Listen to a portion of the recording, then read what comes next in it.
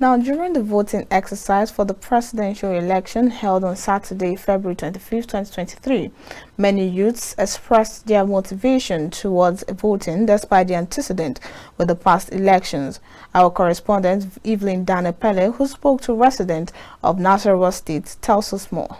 One of the most significant voter bloc in this election is the Nigerian youth, which make up nearly 73% of newly registered voters in the 2023 general election. Today, I will engage with this youth population, which have been marked as the determinants of this election, on the condition that they come out en masse today to vote. The Nigerian youth will then ultimately decide who becomes the next president of Nigeria. And I'll engage with them to learn more about what their motivations are and why they have chosen to actively participate in the electoral process. My number one motivation will mostly be the situation of the country, most especially how it has treated the youth, how the situation has treated the youth, how the leadership in the past administration have treated the youth.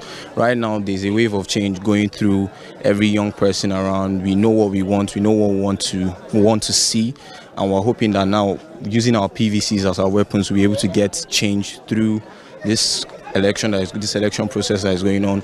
We'll be able to finally see the change that we have been waiting for, the change we have been clamoring for. And so basically my biggest motivation is just change, that's it, and change that actually comes with the promise that has been given, not just change that is just from the mouth, change with action. My number one motivation should be Sapa, the normal slang, because there's suffering everywhere, and I don't want a situation whereby I will suffer again.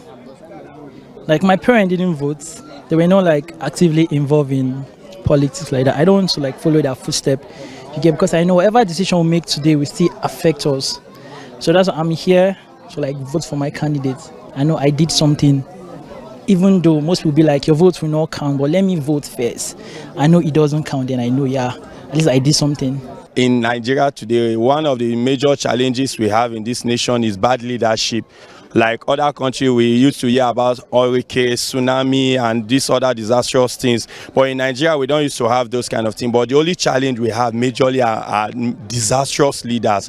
So one of my motivations today, as a student, a course of 4 years, you are supposed to finish school after 4 years. Is up. The course extended to 6 years because of bad leadership. They don't value education anymore in this country. And today, just like those days, you can travel in the night and you can sleep on the road, but these days you can't do that.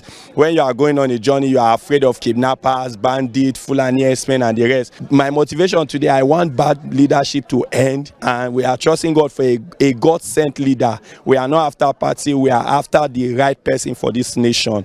Honestly, my major motivation is trying something I've never done before, and I've never been interested in the concerns of this country. I'm always one to just be like, it's not my business. But at the end of the day, when you do this, it does not happen to me, it's not my business. It just harms everybody, because then it happens to you. And lately it has been very hard. Everywhere has just been tight for youths. I'm in school, and just these few days I spent in school, I was struggling. I was almost losing my mind. So that's my major motivation. And the fact that if they are talking about helping this country, I'll be able to stand and say, yes, I came outside to vote. I did what's right for my country. We've heard from the young people and listened to them about their motivations. This is Evelyn Danepele reporting for KAFTAN TV, Nasarawa State.